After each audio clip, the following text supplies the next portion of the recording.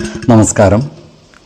വേദാംഗ ജ്യോതിഷത്തിലെ അമൂല്യമായ അറിവുകളും ആധ്യാത്മിക ജ്ഞാന ഉപദേശങ്ങളും പകർന്നു തരുന്ന പ്രശാന്തം ആസ്ട്രോ ചാനലിലേക്ക് ഏവർക്കും സ്വാഗതം.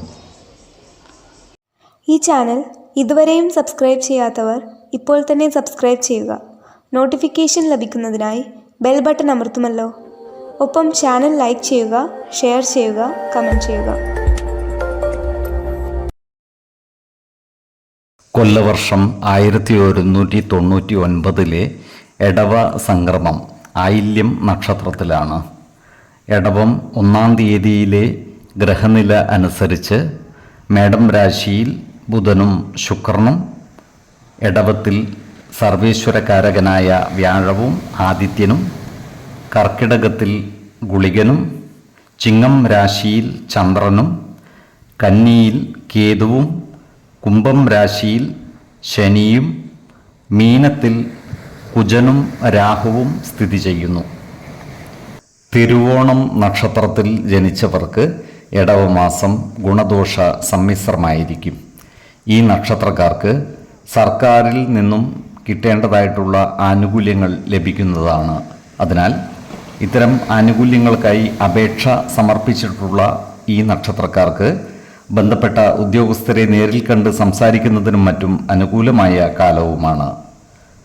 ഇതുവരെയും ആനുകൂല്യങ്ങൾക്കായി അപേക്ഷ സമർപ്പിക്കാത്തവർക്ക് പുതുതായി അപേക്ഷ സമർപ്പിക്കുന്നതിനും അനുകൂലമായ സമയമാണ്. ഈ നക്ഷത്രക്കാരായ യുവതീ യുവാക്കളുടെ വിവാഹം നടന്നു കാണുവാനുള്ള യോഗം കാണുന്നുണ്ട്. വിശ്വാസികളായവർക്ക് ജാതക പരിശോധന ചെയ്ത് വിവാഹ കാര്യത്തിൽ ഉചിതമായ തീരുമാനം എടുക്കാവുന്നതുമാണ്.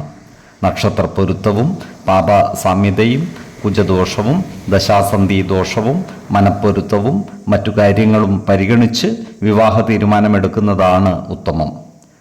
കടുത്ത പ്രണയമുള്ളവർക്ക് മനപ്പൊരുത്തം മാത്രം പരിഗണിച്ച് ഗാന്ധർവ വിധി പ്രകാരം വിവാഹിതരാകാമെന്ന് ആചാര്യ മതവുമുണ്ട്. എന്നാൽ ഈ നക്ഷത്രക്കാരുടെ പ്രേമ വിഷയങ്ങളിൽ കുടുംബജനങ്ങളുടെ ഇടപെടലുകൾ ഉണ്ടാകുവാൻ ഇടയുണ്ട്.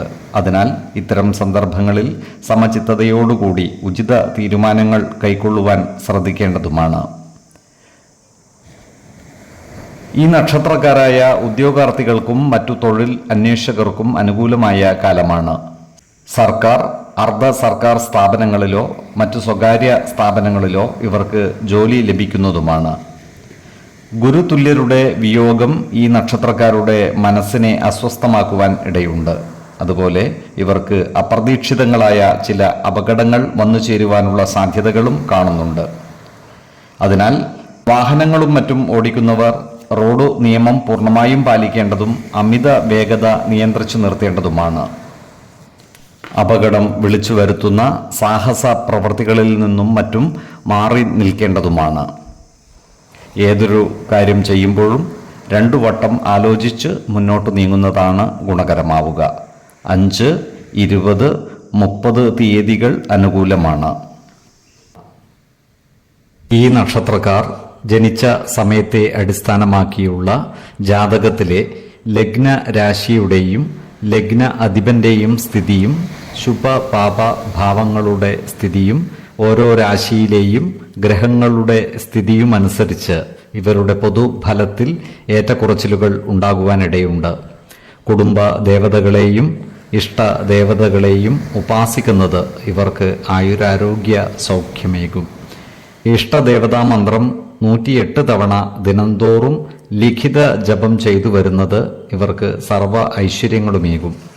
നല്ല വ്യക്തി സാധനകളോടെയും ഉപാസനകളോടെയും മുന്നേറിയാൽ സർവേശ്വരാനുഗ്രഹത്താൽ ഇവരുടെ സർവകാര്യങ്ങളും മംഗളകരമാകും.